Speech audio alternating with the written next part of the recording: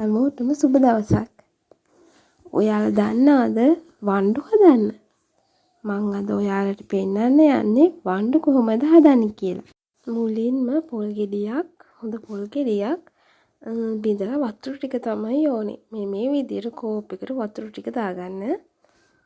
ඊට පස්සේ හාල් පිටි කාල් වලින් දෙකක් ගන්නවා. ඒ කියන්නේ හුණ්ඩු දෙකක්. ඊට පස්සේ සීනි චුට්ටක් දාගන්නවා. ඒ කියන්නේ මේසෙ හැන්දෙන් භාගයක් වගේ. ඊට පස්සේ අර ගත්ත පොල් වතුර ටික දාලා මේක හොඳින් අනා ගන්න තමයි තියෙන්නේ. දැන් මේක මේ විදිහට හොඳින්ම අනා ගන්න.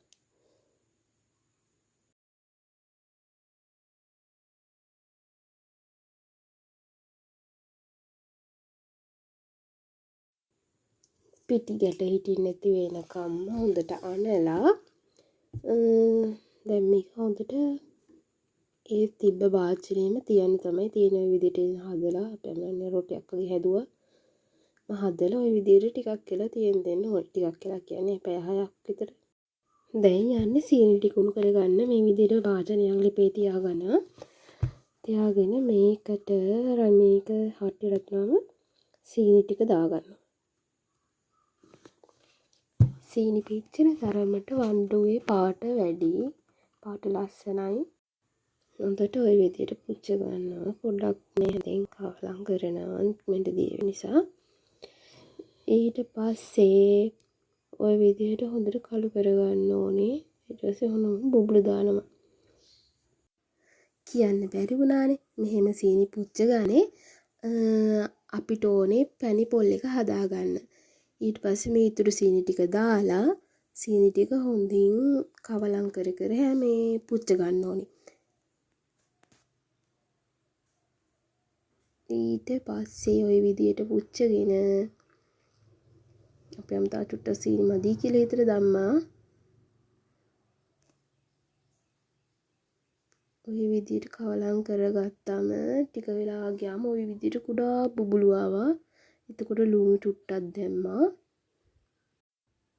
දැන් නම් පැණි පදම ඇවිල්ලා වගේ තියෙන්නේ. දැන් තියෙන්නේ පොල් එකතු කරන්න තමයි. ඔන්න පොල් ටික දාගන්නවා. පොල් ටික දාගෙන හොඳට කවලම් කරගන්නවා. පැණි පොල් එක හදාගන්න. සූදුරු මාදුරු කුරුඳු කරාබු නැටි කබලේ බැදලා කොටලා ඒ වගේ හැඳි 2ක් 3ක් මේකට එකතු කරනවා. තව ඉනසාල් ගෙඩි 4ක් විතර බැදලා කොටලා මේකට එකතු කරනවා. ඊට පස්සේ ගම්මිරිස් තමයි මේ දාන්නේ. ගම්මිරිස් තේ හැඳි 2ක් විතරක් දැම්මා. ඊට පස්සේ මේ ටික හොඳින් කවලම් කරගන්නවා. වණ්ඩුවේ ගම්මිරිස් රස සූදුරු රස ආවම තමයි ගොඩක්ම රස.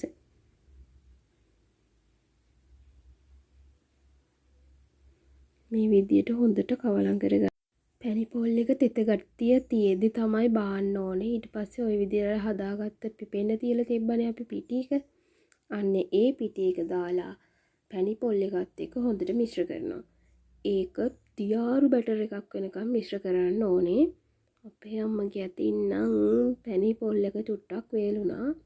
ඉතින් අපේ අම්මා වතුර චුට්ටකුත් එකතු කරා. පොඩි ප්‍රමාණයක් එකතු කරලා තමයි දියාරු බැටර් එකක් හදාගත්තේ. මේ විදියට තමයි බැටර් එක එන්නේ. ඊට පස්සේ හොඳට කවලම් කරගන්න තමයි තියෙන්නේ. ඔය පදමාවම හරි. පැය භාගයක් තියාගනිපු බැටර් එක දැන් ස්ටීම් කරගන්න තමයි හදන්නේ. ස්ටීම් එක ඇතුළට ඇල්මිනියම් පිඟානක් තියලා බැටර් එක දාන්න තමයි හදන්නේ. පිඟාන පිරෙන්නම බැටර් එක දාගන්න ඕනේ ඔය විදියට.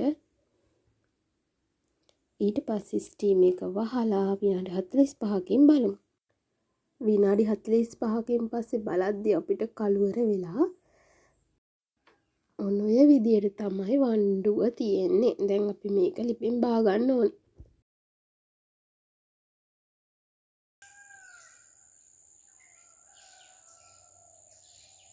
මෙන්න මේ විදියට කපලා තේ එකක් එක්ක මේ වණ්ඩු රස බලන්න.